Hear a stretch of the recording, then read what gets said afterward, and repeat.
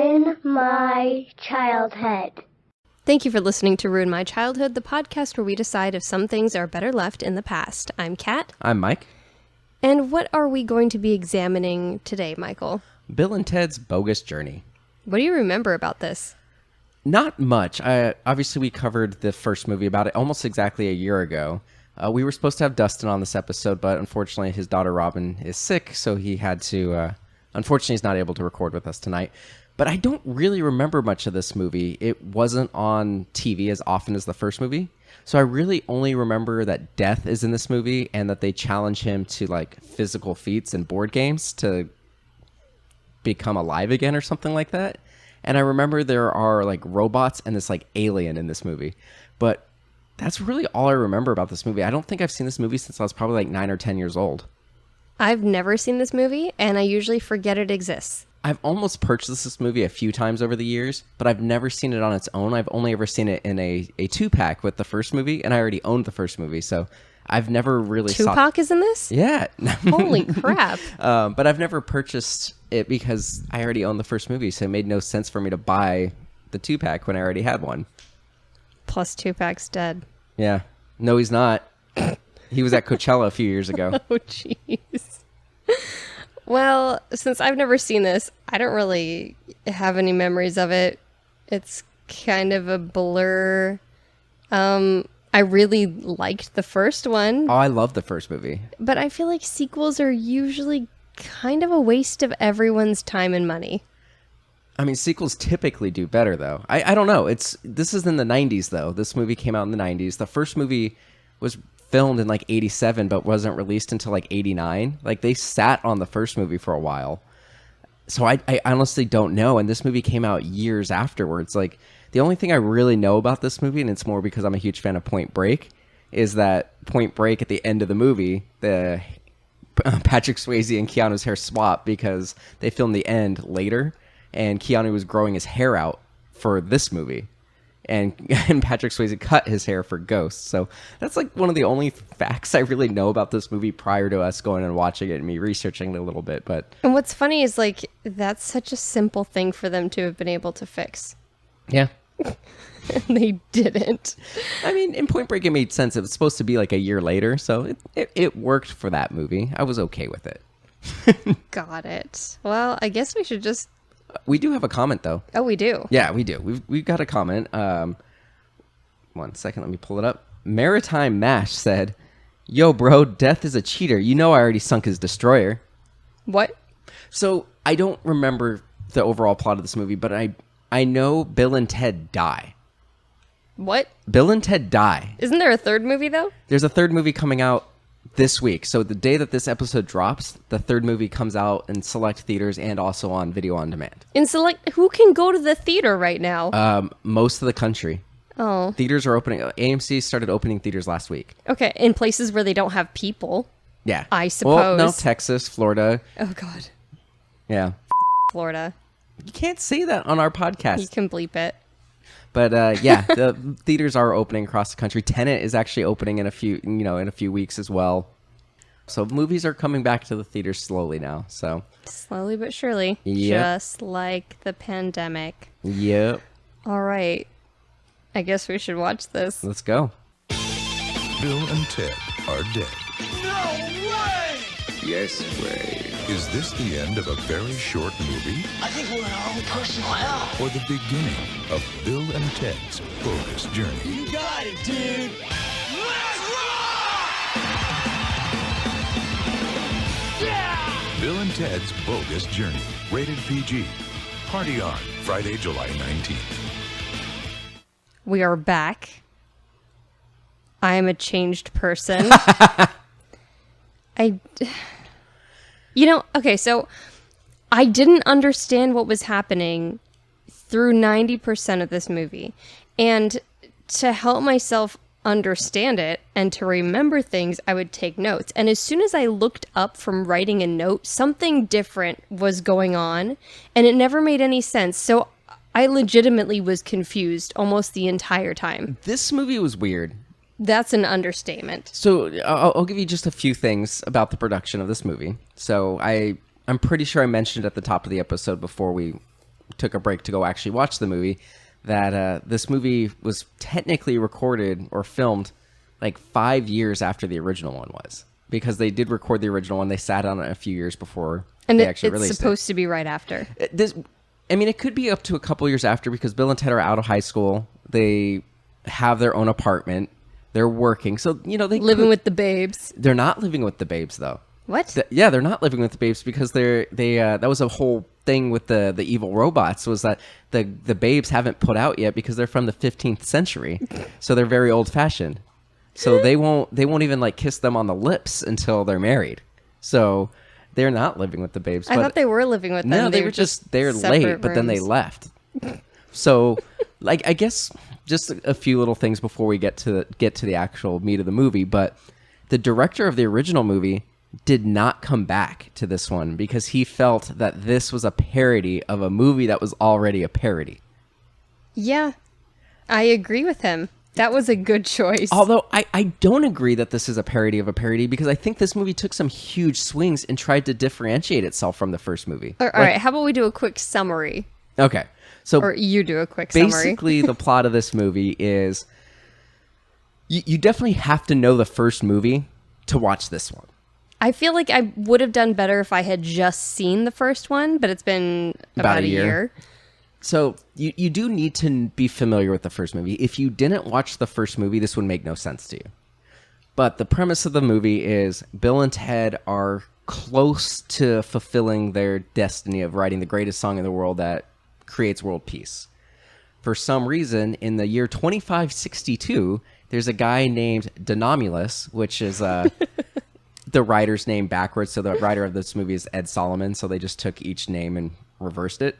But Denomulus is a... Were they like on some kind of a writing deadline and they're like, just put whatever in there, man? I have no idea. Were they high? Probably. Seems like it. So the writers are actually in this movie in several scenes as well. But...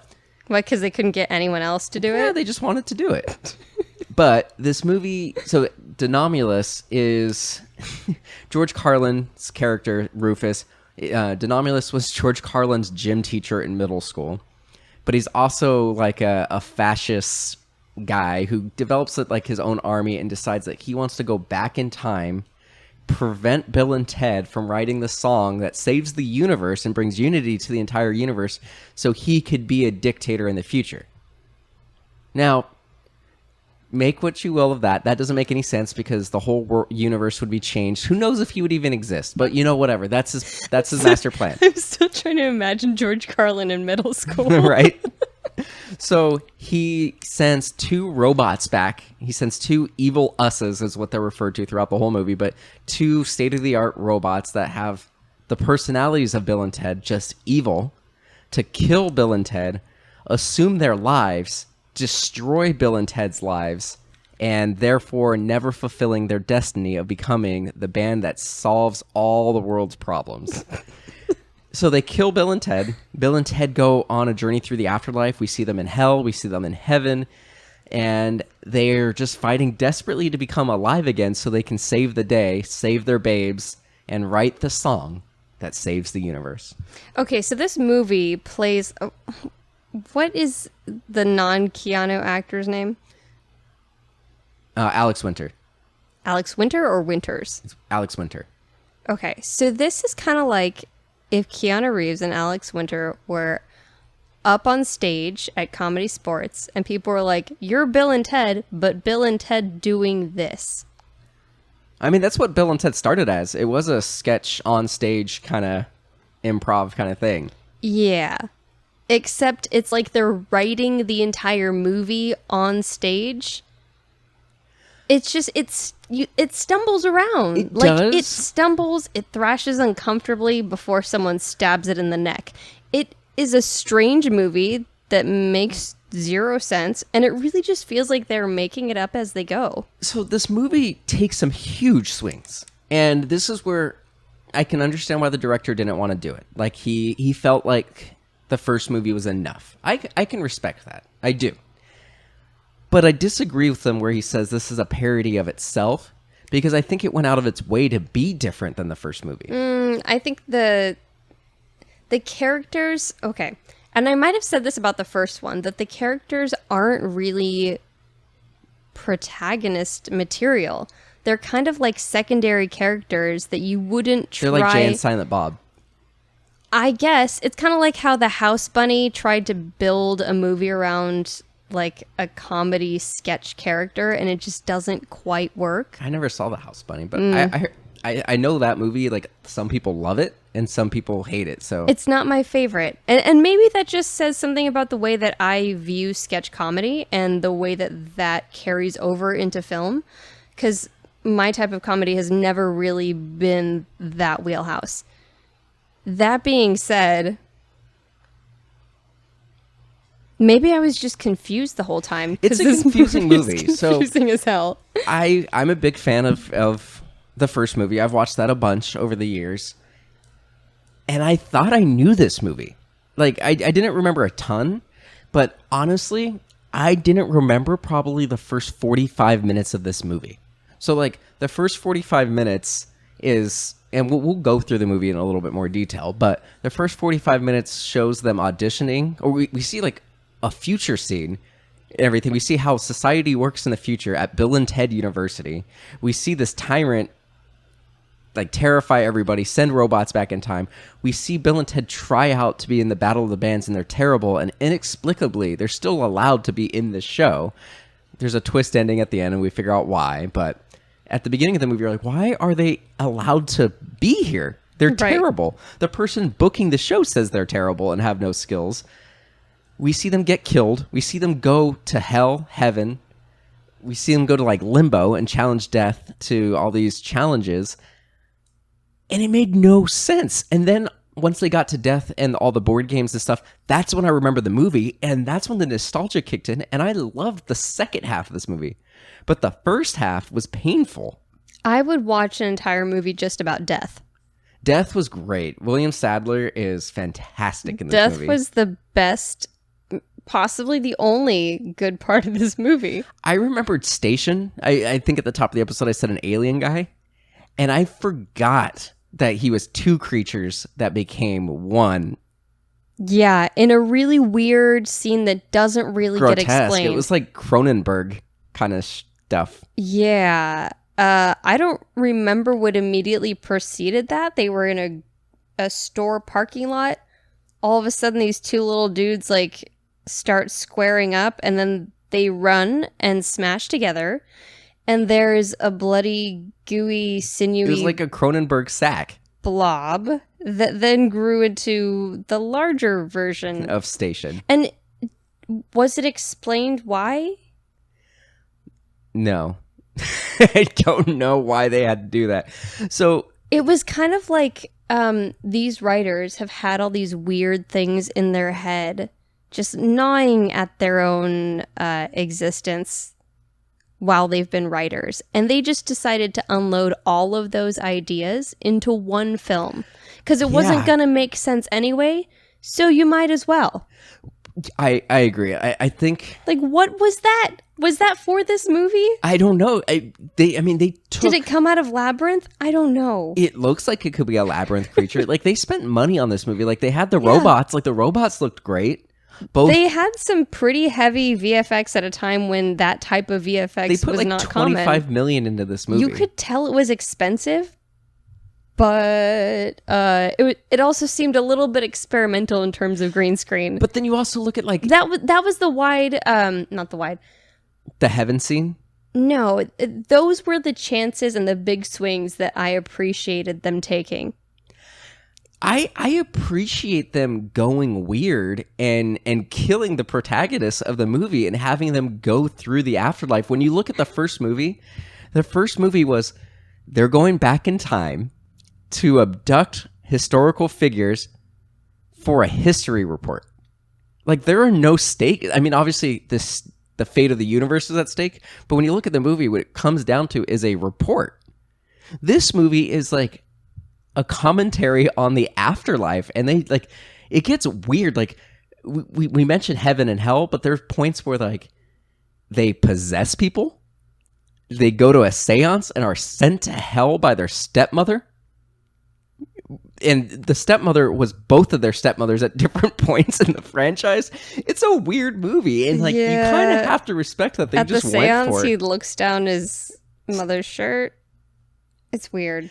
So I guess we should kind of go through, try to make sense of this movie. Yeah, that'd be great because I still have no idea what happened. Okay, so I'll just start saying little bits, and you stop me when there's something that you have a question about, or if you want to say anything. Okay. This is Bill and Ted's Bogus Adventure Bogus 101.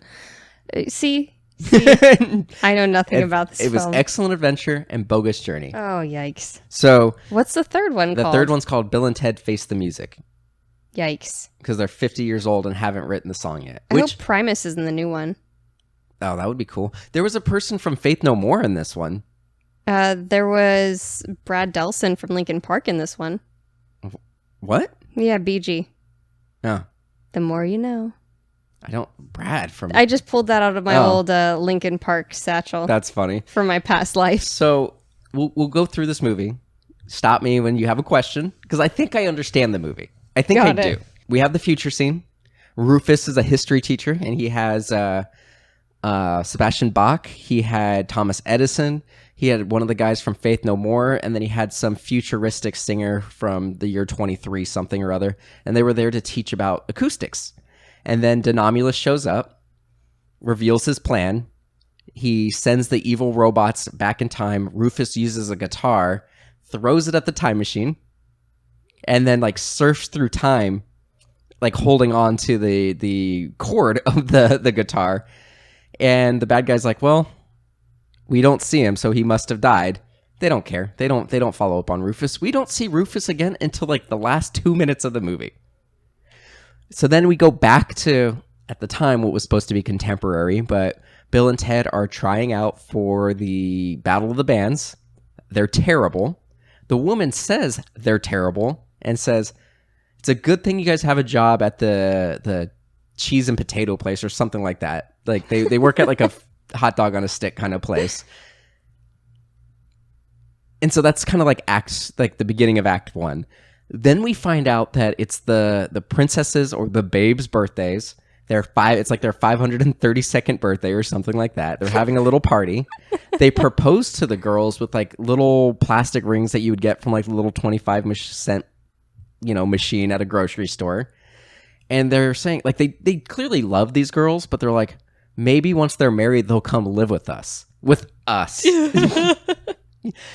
So they leave. And this confused me because they were driving. The princesses have their own car. They have driver's license. How did they get a driver's license? I don't know. How did they get a social security number? How do they get a social security number? How do you get a birth certificate? Both of which you need to get a driver's license. Man, we are just punching this movie full of holes. We're taking it apart. We're putting this movie to task, okay? But we're going to figure it out. I think this movie is woefully unprepared for any task. Immediately, they drive off. Bill and Ted get back up into their apartment, and immediately they get a phone call. They're like, oh, whoa, that was quick. And then it turns out it's actually the robots pretending to be the girls. An interesting fact, this movie opened up the same day as Terminator 2. Oh. Killer robots going back in time to disrupt the destiny. If anything, this is more of a spoof of Terminator than it is of time travel movies. These robots actually looked pretty good. The robots looked pretty rad. I like the first time we see them pulling off their face, their latex faces, though. They take a really long time to do it. Yeah, they did. I think they were really just saying we spent a lot of money on these robots. We should show them on screen as much as we possibly can. Right. You know what's interesting, though, is like the first time they choose to reveal their robot-ness to anyone, they stretch open their mouth holes and peel their faces back over their heads. Like a hood, yeah. But then we find out later that it was super easy for them to just like rip open their chest. abs. That's their abs. They're Yeah. just It's like a cloaca. It's like it's some platinum silicone that's got some magnetic anchors in Something it to like just that. seal it up. Yeah. I mean, it's some good practical work. It looks I applaud great. whoever made the robots. It's amazing. The scene where the mouth gets stretched and It looked great. the head emerges from it is truly horrifying. And it looked really, like, it's pretty seamless. Like, I was pleasantly surprised by the special effects of this movie. So the robots show up, And what's interesting, you made a comment when we watched the first movie that Bill seemed a little smarter, which is Alex Winter, the blonde one. But in this movie, it's Keanu. I know. In this movie, it's Keanu seems a little smarter. I'm Ted. like, they're basically the same character. We had a very long riff about this on the first time. Like, Dustin had a good 5-minute riff about how they're the same person. They really are. So in this one, Ted is immediately like, I don't have a good feeling about this. And then Bill was like, dude, we've been through this before. It totally worked out, us listening to our future selves. Let's do it. And Ted's like, oh, okay. So they get in a van with their evil robot selves, and immediately the robots are like mean to them. Like, okay, so here's the thing that I don't understand about the prove it's me situation. At any point, someone can be like, okay, give me a knife. I'm going to cut a little chunk out of my ankle. So I have a reference point for later. Either there's a scar or like an open wound or something. Like, it's pretty easy to prove if it's them, especially since these two robots showed up wearing the same clothes as them. Right. Therefore, it would have to be them in the immediate future. yeah, well, one, they're not that smart, but two, the robots, they're slightly How did smarter. the robots know what they were going to be wearing? I don't know. I mean, time travel. Or Time travel. I guess the robots didn't. Did the robots know what they were going They to be were wearing the same clothing, so or did maybe, whoever dressed the robots know what they were going to be wearing? I think that's it. I think Denomulus knew because he picked the date that they were going back. I guess a computer's only as smart as its programmer. Right. So the robots, I think, are slightly smarter because they do come up. They do come up with some excuses, and they're able to answer Bill and Ted's questions because Bill and Ted are stupid. They're not going to ask a good question. So, but initially they're like, "Yeah, dude," everything. Like they're getting along. They're joking around with each other. Hey, Bill. Hey, Bill. Hey, Ted. Hey, Ted. But then as soon as they get in the van, they're like talking, and then Bill and Ted, evil us's, are like, "Shut up back there!" Like they're just mean, and everyone, Right. like, Bill and Ted are Straight like, out the gate. Bill and Ted are like, I don't like this. So then they go up to the mountains, and what's funny is they go to these mountains, and they were watching Star Trek right before the robots show up. They go to the same mountain where Kirk was in that episode that they were watching. It's the same episode where he fights the lizard guy. Oh, that got famous it. episode. So they go to the same exact place, and then they get midsommered. For those of you who haven't seen the movie, spoiler alert, a couple people get thrown off cliffs and die, the elderly. So they get thrown off the cliffs, they die, but for whatever reason, they don't immediately go to heaven or hell. So they're just walking around San Dimas in the 90s. They go to their apartments, they see the evil robots trying to rape their girlfriends. The girlfriends get pissed and leave and dump them and break up from the band. The robots are cool with it. So then they go, oh, we should go to my dad. He's a cop. They end up possessing the dad while the dad's in the middle of giving an update on the neighborhood watch or whatever, like whatever police do, like the little like That breakdown. whole scene was bizarre. Like, was Super. that a house party? I didn't really understand why those people were there and for what reason. So then they go, well, this didn't work. So they decide to go to Missy's house. They go, oh, the girls, the babes are upset at us. They think we tried to rape them. So we're going to go to Missy because they're friends with Missy. Because Missy, they didn't try and rape the robots did. them. They tried to pressure them. They've tried to pressure them and they were holding them down and wrestling them. Oh, they were holding them Yeah, down. there was a point where they were like physically grabbing them. Okay, I was taking notes. Yeah, so there was a point where they were like grabbing them and they're like, you better put out. Like, very, very not okay. I thought he was sitting on his bed saying she should put out while he stuffed his face with honey peanuts. No, that was after one of them got up, but there were like Bill was like holding his girlfriend okay. down. It was very problematic. There's also a point when right before they throw him off the edge of the cliff, Bill and Ted are trying to like connect with the robots and say, hey, even though you said you want to kill us, you still are like us, you still have our personalities, we love you. And the evil robots call them fags and then throw them off the cliff. Jeez. So a little problematic. So they realize, yeah, our girlfriends are mad at us. The only person close to their age that they know is Missy, because Missy's only 2 years older than them and has been married to both of their fathers at this point. Yikes. And so they go to Missy's house to look for the girls, and for whatever reason, Missy's having a seance. And yeah, then they don't really say why she was having a seance. No, none. And that's the scene. The two males in that scene are the writers of the movie and the creators of Bill and Ted. So they decide to scare the life out of everyone there. And they turn into like actual ghosts, like floating ghosts, like Casper with like the little tail, everything. Yeah. It gets really intense. So they freak out and send them to hell. And so they go and talk to the devil. They freak out and send them to hell. They start chanting and send them to hell. They go and talk to the devil and say, hey, can we leave? And the devil's like, sure, but then ends up sending them into this like industrial maze. And they keep going to like these different rooms that have these different hell scenarios. So the first one, they go and see the general from the first movie, and he makes an appearance at like the birthday party in this movie, but like the general who runs the military school where Ted was going to get sent to in the first movie, and starts making them do push-ups. And they're like, no, we don't like this. They leave. And then they split up and they go in different doors, and they each experience a personal hell. And this is bonkers. Another amazing special effect. You get this weird animatronic Easter bunny who's torturing Bill because he stole his little brother's Easter candy. And so this like killer Easter bunny is chasing chasing Ted as like a 10-year-old child. So he like turns into a child. He turns into a child and is being chased by this animatronic bunny. And Bill is being tortured by his grandma, but it's just Alex Winter and like old lady prosthetics with like whiskers and everything. Is that really him? Mm-hmm. That seems like a lot of effort. Yeah. So they go through all that. I wonder how many hours he spent in makeup for most of the audience to not really realize that's him. I don't know. I mean, it looks a lot like him. You sure? I'm sure it's him. So they decide they don't want to do any of these hell. Like the devil comes back and is like, you guys get to pick your hell. And they're like, no, we want to challenge death. And so they challenge death to a series of games, but they get a pick. So the first thing they do is Battleship, and they win. And then Death's like, no, best 2 out of 3. So then they played like an electronic football game, and they win again. And they're like, look at them. They're like, what? Best 3 out of 5. And Death's like, damn right. And everything. It's so funny.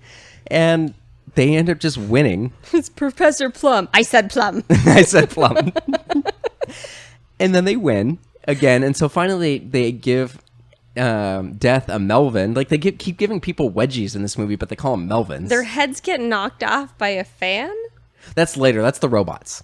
Okay. So we cut back to the robots at one point because Denomulus says, hey, you guys still need to like destroy their lives. Like go to the Battle of the Bands and like give an evil speech. So they're just like playing around in the apartment. They're playing basketball with each other's heads. They're wrestling. They're having a good old day with the boys. And we get Bill and Ted the actual Bill and Ted going to heaven because they decide that they want to build good robots. And for some reason, Death says, oh, you have to go to God to figure that out. So they go and talk to God after beating up 3 people who were supposed to go into heaven. They get to heaven's gate, and is it St. Peter who watches the gate? Yes. St. Peter asks them, like, tell me the meaning of life. And then they just recite, like, song lyrics. Like, I'm, all in all, we're just a brick in the wall. We're just dust in the wind, stuff like that. They go to God. And before they go to God, they see Station playing charades. I'm going to say that again. They go to God. God says, yeah, we can get you somebody to help you build good robots to fight the bad robots. You need to go find the smartest person in the universe. This is where they are. So they go and find Station, and it's an alien, and Death is like, yeah, of course the most genius person in the universe is an alien. You think it's a human? And they're like, yeah, totally. And like they're playing charades, and you see like Benjamin Franklin, Gandhi, all these like super historical figures there. Which doesn't make any sense. Which doesn't make any sense. And then everybody's guessing the charades, and then Death guesses, and everyone's mad at him. Can you just turn the volume? You're blasting out my ears. You've only got one of your earphones on. You should put the other one on so you can tell how loud you are. It sounds the same to me, but I just turned it down on this thing, so it should be better. Thank you. But yeah, everybody gets mad at Death for playing charades with them. Like, he guesses wrong, but he doesn't guess any more wrong than some of the other people. And they all chastise him. And at this point, the movie just rips. They find Station. Station immediately agrees to help them. They go back to Earth. They go to a hardware store. They build the robots in the van. In the van while they're driving. While they're driving to Battle of the Bands. They show up to Battle of the Bands. Primus is there. Yep. And they end up having this whole thing where the whole audience thinks that they're putting on a performance. So first they fight the robots, and the good robots defeat the bad robots with one punch. I mean, it was pretty good for Battle of the Bands. Yeah. They defeat the bad robots with one punch. Then Denomulus shows up, and everyone's like, oh, wow, this is amazing. They kind of steal from the first movie. This is where they rehash some stuff from the first movie, because Denomulus shows up in the time machine, and they go, oh, great. We'll just use the time machine in the future. We're going to go back to this moment, set up a cage, set up a sandbag to knock Denomulus out, then have a cage falling down. And then Denomulus goes, I could do that too. I'm from the future and I'm smarter than you. And then he pulls out a key and then lets himself out. And then Bill and Ted outsmart him and say, but what you don't realize is only the person who wins would actually be able to go back in time and set all this stuff up. So we actually set up a fake key. And the guy's like, no way. And he pulls out a gun, and the gun shoots a little flag that says Wild Stallions. And then the dad just arrests the guy. The dad just shows up and arrests this guy from the future. Okay, so time travel movies in general are a cluster. Yep. They don't really make sense. They mess up their own rules. This movie just does not care about the rules, and yet it uses the rules of time travel for a plot point at the same time. It doesn't make any sense. Why would all these historical figures be here? You would be altering history unless they wipe their memory when they send them back. That doesn't make any sense. At one point they time travel and they go back to little kid bodies, which is weird. That's never happened before. Yeah, I don't know. Well, what was different about that time that they suddenly physically regressed? Wait, when did they have little kid bodies? Somewhere middle of the beginning. No, that was when they were in hell. That was when they were in hell. So that was when Bill was being chased by the Easter Bunny. Or sorry, Bill was being chased by his grandma wanting a kiss, and Ted was being chased by the Easter Bunny. They were in hell when that happened. That had nothing to do with time travel. Yeah, this movie was a waste of my time. So at the end of the movie, just to wrap it up, thank God, they defeat Denomulus. The dad arrests them, and for all everybody knows, this is a show. This is a skit at Battle of the Bands. But for whatever reason, Ted's dad arrests the bad guy. George Carlin appears out of nowhere, he does the zipper, and it turns out he was the woman at the beginning of the movie, and says, of course it was me. Who else would have even let you be in the Battle of the Bands? Maybe that horrifying animatronic rabbit. Right. So then they go, oh, we still need to perform. 1 second. They hop in the phone booth. They come back, and Keanu's where it has How did the phone booth get there? Denomulus came from the future to kill them because the robots failed. So that's why that's there. So then they use the phone booth, and then they come back and say, wow, that was a really tough 16 months of just practicing music so we can come back and play Battle of the Bands. Oh, we took 2 weeks for a honeymoon, and both of the princesses had babies. And Ted named his baby Bill, and Bill named his baby Little Ted. And that's funny because now the third movie's coming out and they're daughters. So they named their daughters Bill and Ted. Honestly, okay. The quote that sums this movie up, I don't even know who said it, which just further illustrates this movie and my experience with it. It is, I hate them and I hate the fake versions of them. That was the bad guy. So the bad guy is he hated the actual people and the robots that he created. So, deleted scene. So originally this movie was called Bill and Ted Go to Hell. And at the time... I like that better. Americans didn't like it. They perceived it as because there was Jason Goes to Hell. But yeah, they didn't like it, so they changed it to Bogus Journey. There was also supposed to be a scene where Denomulus got killed, and went to hell. And this was supposed to be at the very end of the movie. His hell was being trapped in a room with the robot Bill and Ted. And he was supposed to suffer through eternity with the robot versions. Oh, Lord. So that was supposed to be the end of the movie. Hell. Yeah. This movie was hell. So the very end of this movie, they come back. They're very good at their instruments. Keanu has a Fu Manchu kind of beard. Alex Winter has a ZZ Top beard. Okay, should we double check that Fu Manchu is not a racist term? But that's the name of the mustache style. Are you sure? Yes, that is what it's told. That's what it's called. Is it okay for us to call it that? Yes. Because Asian people used to be called Orientals. That doesn't mean it was okay. I'm pretty sure I saw this not too long ago. That's the style of the mustache. Like, I'm pretty sure I played it in a video game recently. Where Fu Manchu. Yes. But you were like scrolling through a video game? Like Fu Manchu, yeah. Fu Manchu. How is it spelled? Fumanchu, I think. I don't remember.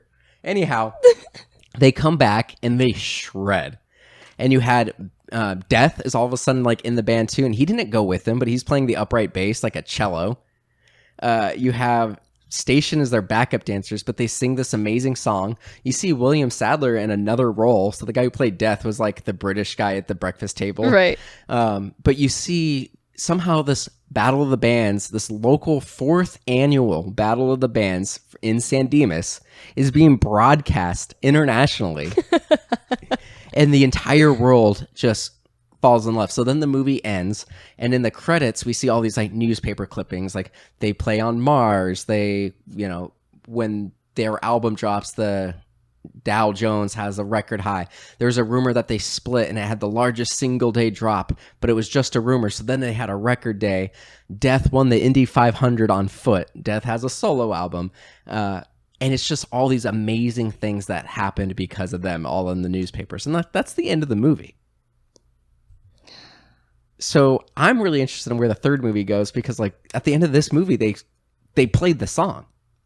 But in the third movie, the conceit is that they hadn't done it yet. So I'm curious as to how they, retro fix that. I don't know. What I'm curious about is why so many people on the internet think this is a really good sequel and either as good as or better than the first film. And based on that information, will the third movie keep on the trajectory of making less sense and being lower quality? The third movie, I think, so from what I've seen in the trailers, it seems like there's two journeys going on at the same time. So Bill and Ted's daughters, Bill and Ted, I think it's like Billia and Thea or something like that, or Theodora.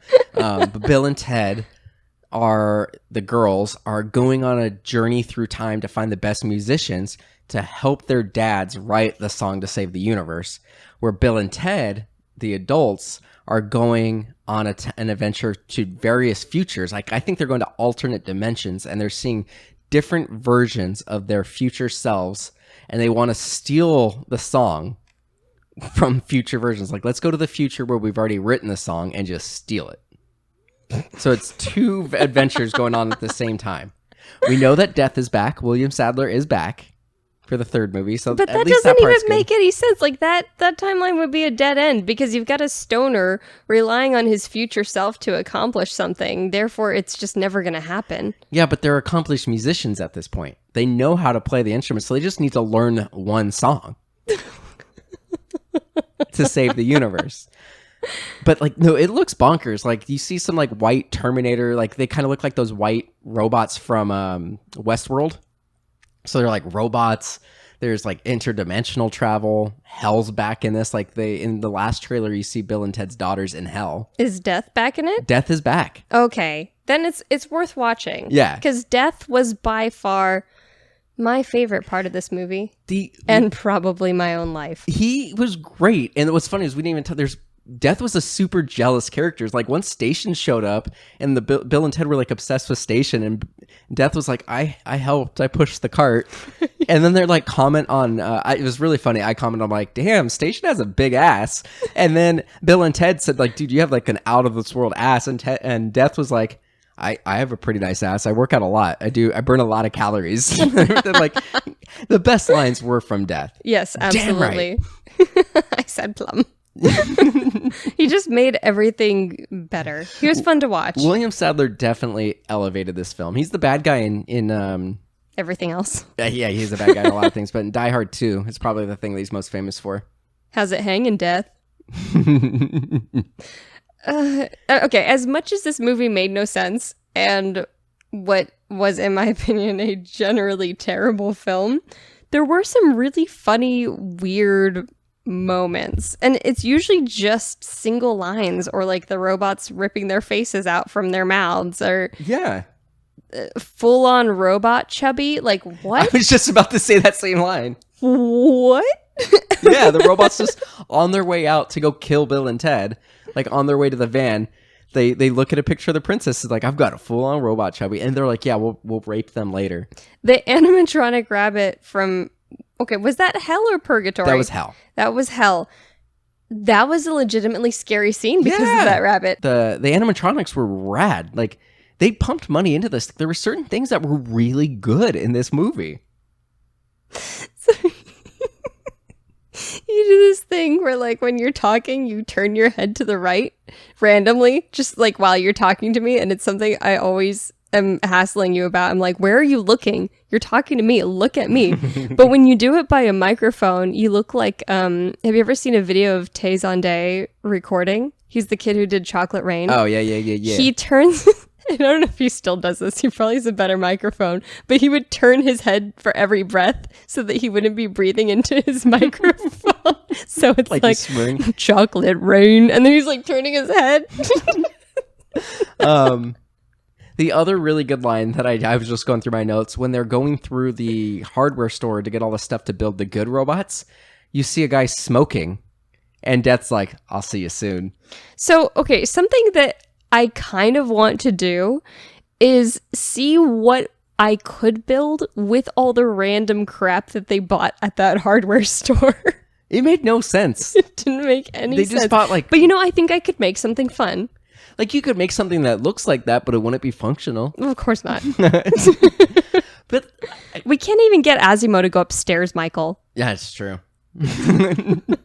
So I almost feel like we did Tommy Boy not too long ago, and I mentioned how I really liked the first 2/3 of Tommy Boy, but hated the last third. I feel like this is a reverse Tommy Boy, where the first half to 2/3 of the movie I wasn't really on board. I was like, this is weird. The act, like, it seemed like they were learning how to get into character again. Like, it didn't seem like they were in character until halfway through the movie. So it felt weird, but like halfway through the movie, it kind of clicked. Like, it didn't seem like they had a script until halfway through the movie. Maybe, but like I would say once Death got involved, I was on board. I love Death. Death is the glue that held this film together. It was pretty much from the seance scene, like from hell on, I was on board with this movie. After hell, everything was great. Yeah, like I didn't remember any of the first part of the movie. Like, I remember like the basketball scene, but that's after hell. That's like while they're figuring everything out. I just watched the movie and took notes, and I never knew what was going on in the first place, much less remembered it. I didn't remember any of it. So like, in terms of ruining my childhood, it's tricky because the parts that I remembered, I had a blast. Like the last half hour to 40 minutes of this movie, I loved. But the first half of the movie, I was really uncomfortable, and it's just like, this is painful. Like, I'm really glad that I liked the last half, but I didn't know if I was going to be able to get through this movie initially. Yeah, it was a struggle. You want to hear something weird? So since we've watched it, though, and I've been thinking about this movie all day. So we watched it earlier today. We're recording now. All day I've been watching it, and the more I think about it, the more I liked it. What? And I don't know if it's like a weird Stockholm Syndrome kind of thing. I don't know if it's like I'm trying to justify it because I'm about to spend $25 to watch the third movie later this week. You know, I think sometimes we just tell ourselves what our inner child needs to hear. I think so. And I've been watching a lot of Keanu lately because Keanu's pretty great. 2 episodes of Remake Rewind in a row. We did Keanu Reeves movies. And now we're doing this, and now Bill and Ted Face the Music come out. So I've been on like maximum Keanu saturation. Yeah. Keanu sore. You're Keanu sore. Yeah, I mean, like I said, I hadn't seen this movie before. I didn't even really remember that it existed. I had no interest in watching it. And it is one of the worst movies that I have ever sat through. Like, I wanted to like it. It's just terrible. How do you think... So, obviously, they're coming out with a new movie very, very soon. It's all because of Keanu. It's all because of Keanu. And it's not even because of Keanu's film accomplishments. It's because of Keanu's internet cult following. No, they've been making this movie for 10 years. Ugh. Keanu and Alex Winter announced this movie in 2010. It's now 2020 before Has Keanu ever not been marketable? I mean, he wasn't doing anything big for a while. Like, post-Matrix until John Wick, he really wasn't a big draw. Like, what? None of his movies really did well. Like, he was always working, but... Did The Lake House? He did The Lake House, which Was that him? Yeah, that was him. He's in that. It's one of those Nicholas Sparks movies. Kind of, yeah. It's actually a remake of a Korean film. Oh, I didn't know that. We're going to cover it on Remake Rewind eventually. Magic Mailbox at a Lake.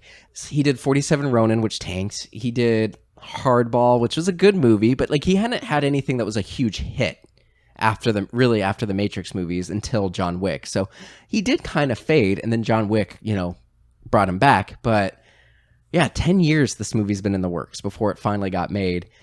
But last week we started with Angels in the Outfield talking about if this movie were made now or if they were refreshing it, what they would do. I feel like this movie would have been better if it was broken up into like half-hour chunks and was like a TV series. I feel like this movie could have been a lot better if they never made it.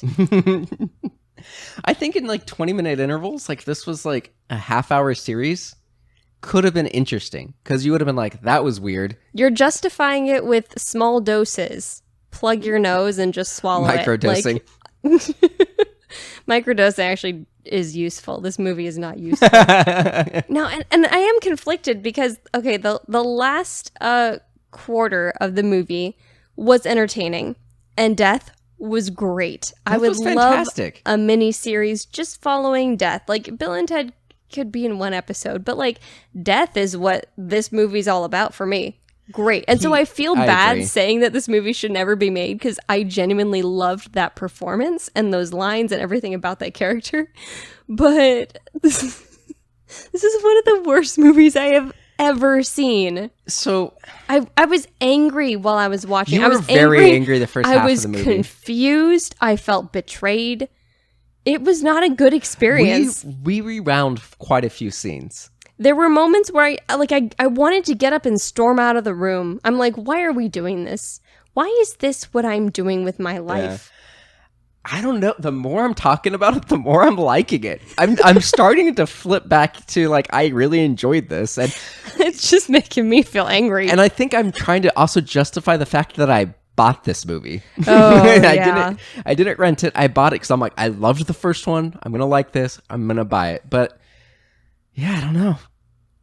So, did this ruin your childhood? I don't know.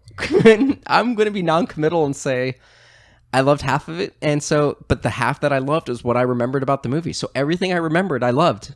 So I guess the answer is no. So, I mean, this could be the first time that we're just a little confused. Yes, I'm very confused. I think that's fair. Conflicted. Yep. Yeah. Had no expectations, but I'm just gonna say this ruined my childhood expectation of this. This film. ruined your 30s. This ruined my 30s. All right. So now that we have put that movie in the ground, what are we covering next time? It's been a while since we've done a TV show, so we decided we would do a TV show again. And while we were thinking about it, you were scrolling through Netflix. You were scrolling through like Instagram, and you saw something that was Rugrats related, and so we decided to do Rugrats. Yeah. I just love a good old-fashioned Nickelodeon cartoon. My favorite episodes of Rugrats were the ones where they obviously didn't have as much budget, so there's only like one character in them. Right. Like the very first episode. They couldn't pay all the voice actors yet. So yeah, we're going to be watching Rugrats. Huge part of our 90s childhood. And yeah. Loved it. Where can our listeners find you on the interwebs? I'm all over the internet at Katrinosity. Check out her YouTube. Check out everything that's MDXpods related at MDXpods.com, Twitter, Instagram, and Facebook. Check out our other show, Remake Rewind. And thanks for listening. Thanks for listening.